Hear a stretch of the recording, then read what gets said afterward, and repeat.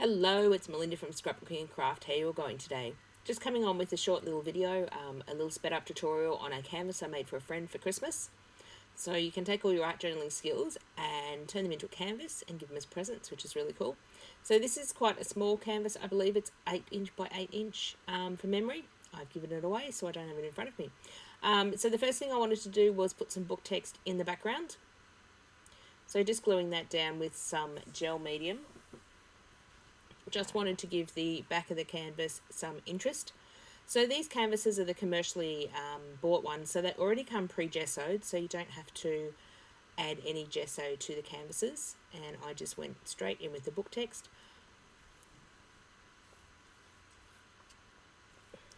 I was tearing off all the excess white from around the edge. You know, when you open a novel, it has like a centimetre and a half white border.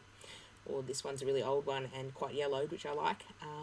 So just tearing off that so we have the main bit of the book text and just gluing it on in like a patchwork fashion.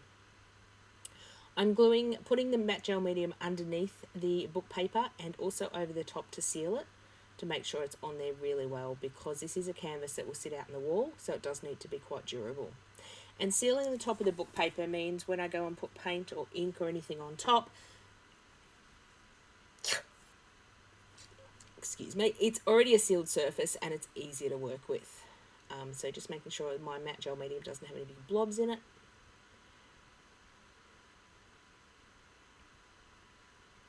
And giving that a good dry. I kept on finding little areas that weren't stuck down properly. I obviously missed a few bits here and there. I deliberately overlaid it, left it hang over the edge of the canvas, and I just roughly tear that off at the end. Some days I have good gluing days and I can glue every piece down, and some days I just keep fixing the page as I go many times over. So that particular matte gel medium is a little glossy and a little sticky. It's getting towards the end of its life and it does need to be used up. And thankfully now I've used it all up. But it's good for that process of sticking the book paper down onto the canvas. Drying in between your mixed media layouts is really important. So now I add some clear gesso over the top, just because the matte gel medium has a little bit of a shine to it. The clear gesso obviously dries clear, and it just puts again another sealing on the top, and will allow me to have take that shininess away from the matte gel medium. So here we go, all done. So I decided to trim off some of the overhanging bits, and it was easier just to sort of pull them off with my fingers after I've cut them a little. I wanted them to be sort of rough around the edges. It's also fun to work in the back of the canvases and make like shadow boxes too, so canvases are so versatile. So here I am picking little bits off the side just to tidy it up a bit. I did make sure all my words are going in the one direction, but you can certainly stick them horizontal, vertically, upside down, it doesn't matter. But I do like all my words going the one way, just something I like to do. So now it's time to give it some colour. So I'm using some Dina Wakley paints, and I'm not sure of the colours. It was a lighter blue and the night colour. And what I did was actually watered them down. So I had my paintbrush really, really watery and kept introducing more water. So I wanted it to be a wash more than a solid colour. So I still wanted to see that book paper underneath. So you can water down acrylic paints like that, or I could have used a watercolour or an ink. It was just the paints are on my desk, so that's what I grabbed for. So because it's a nice watery layer, it dries super quick, which is great. And being acrylic paint, it dries permanent, so it won't interact with the next layer I put on top.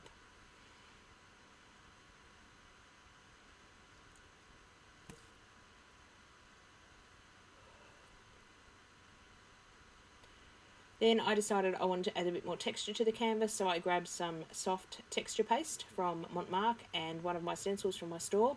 All the products from my store will be linked below, and also in the Facebook post that's accompanying this video as well. So this stencil sort of looked like clouds, so I thought let's go with that, and popping some white texture paste through the clouds across sort of the top 3/4 of the canvas. If I'd put the texture paste on before the paint, they would have turned blue. That's why I wanted to put the blue down first. The texture paste, once it's dry, will actually soak up a lot of the mediums you put over the top. And then on the bottom, I just sort of scraped a little bit on haphazardly to just give the canvas a little bit more texture. So just do make sure when you're using texture paste that you clean up your stencil pretty well straight away, or any tools you use, because the texture paste can damage your stencils and you don't want that, because then you'd have to come buy another one. So I looked around for what I wanted to use on the canvas, and my friend loves blue colours and dark sort of misty colours, so I decided to grab one of our forest white mixed media cutouts and one of our girl cutouts. As I said, the products will be listed below or on Facebook if you catch the post there. So just trimming off, when you buy the trees you get, I believe, 2 large strips and 2 small strips, and they're sort of connected with little bits of white paper, like little 2mm lines, so you just snip all those off. So I decided that I wanted the trees and the girl to be like in silhouette, but I didn't want black because black's quite a harsh colour, so I'm absolutely in love with the Dina Wakley Night colour. It's a very dark, deep blue.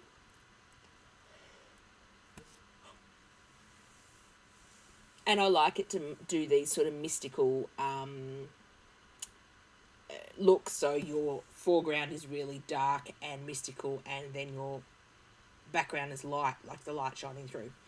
So I'm just painting these with the Night Dina Wakley paint on some scrap paper. When I'm painting over shapes like this, I tend to put some scrap paper down. This is from when my daughter gets cabana here in Australia. In the deli, they wrap it up with some, it's almost newsprint paper without the print on it.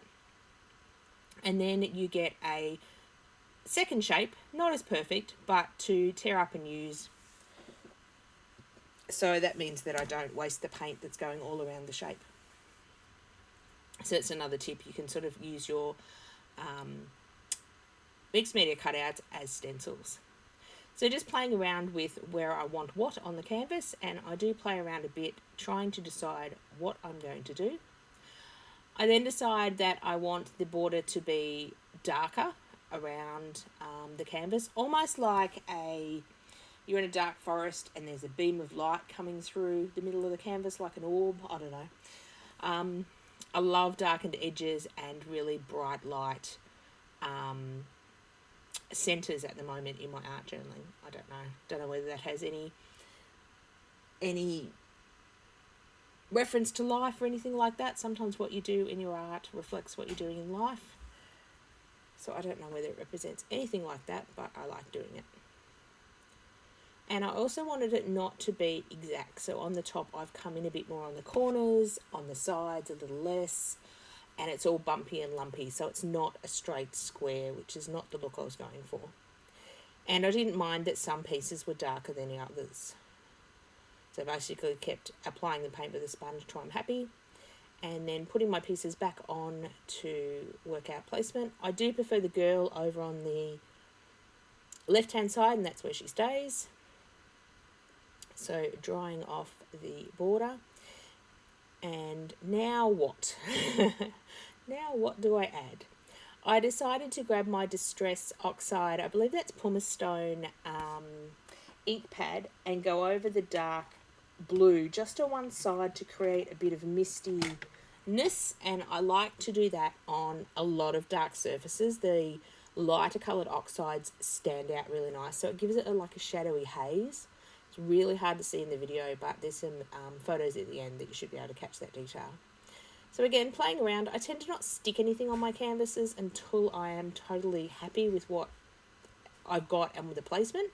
So adding a bit of that Distress Oxide around the edge as well, just to soften the darkness and give it a more of a misty look. So again, playing around, do I want the girl on the front of the trees? Do I want the girl on the back of the trees? So diving into my bucket of bits and pieces that sit on my desk, I've got these lovely black cutouts and trying to make them work. I thought I'd have some trees or things sort of coming in from the top, sort of like a canopy. So I tried so hard to use those black cutouts, but alas, they'll have to be for another project because they don't quite make it onto this one. So it's great to have a little stash of things at home that you can position on your pieces and then decide what final piece you're going to use. Decided on the final piece, found some leaves in my box that I decided to put on the top right corner. So again, I wanted them to be dark and matching with the border, so we are adding that night Dina Wakley paint to all the leaves again. And when I do it on the scrap paper, I tend to put the leaves in different spots, so I'm not going over the same spot, I'm actually making another design. So that could be torn up and used in a collage in the background, or I could cut the leaves out. Just depends on how I want to use that piece of paper. But if you're going to use the paint, you may as well put it on a surface where you can one day use it again, than put it on like a messy mat or a glass mat, which is what I've got under the paper, and just wipe it off. So giving those a good dry. The mixed media cardstock that we cut the white cardstock out of and sell on the website is the majority. We're swapping over to 200 or 250 BRT GSM mixed media cardstock. So it takes ink and paint and things, and you can throw a lot at it and make the shapes really nice, even though this time I've just added paint. So I love how those leaves look. It looks like a combined bunch of leaves, sort of a canopy creeping in, if that makes sense. Now it's time to stick and commit. I've procrastinated enough. So to stick down the 300 GSM cardstock, it is quite thick. You just need a good craft glue. And I'm using that one up. That's from the Reject Shop. They don't do it anymore, but it was a really good craft glue. Really thick, like a gel, not like a PVA glue that oozes everywhere. Haven't seen it in there for ages, so I am using up a bit of old stuff, a bit of old glues and things around that are hanging around. I did like it because you could put a small pinprick in the top and control the amount of glue that comes out, because some tips on commercial bottles just, it oozes everywhere and then drips and volcanoes, and yeah, gluing's not fun. So I must find a new glue I like in this sort of good craft glue, but sort of Couture Creations, art glitter glue, anything like that that's meant to hold buttons or meant to hold heavier stuff works really well. Or like heavy gloss medium, heavy matte medium would work as well. It just depends what you've got in your stash. So just positioning those leaves all in sort of a bunch, not sticking them down completely, mainly putting a blob on the stem and on the leaves. And a little bit is going to be sort of flicked up to be 3D. Because I've got the texture paste on the canvas, sometimes it's a bit hard to stick stuff over texture paste because it's a bit lumpy. That's why you need a good craft glue. And a gel sort of craft glue that sits up a tiny bit. Love how the canvas is turning out.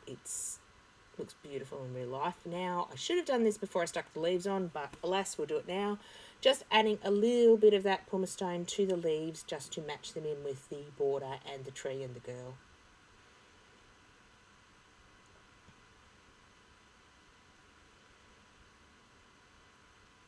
Some of my trees didn't like sticking over the texture paste just because it was a bit lumpy. So fixing that up, and we are getting there, nearly towards the end of the canvas. I decided I didn't like the line. It was quite obvious where the line of trees ended, about a centimetre and a half up the canvas. I probably should have lined them up with the bottom of the canvas in hindsight. There was like this distinct line there, even though it was the same colours, it was bothering me. So I decided to add some texture paste to the top of the bottom of the trees and the bottom of the canvas and sort of mould that line in. So it looked a lot better when I did that. Almost looked like ground. So after the texture paste was dry, and I love applying texture paste like that just with my spatula and sort of slapping it on and making it all lumpy bumpy. So just going over it with the Dina Wakley Night paint again with a sponge to get in all the little nooks and crannies.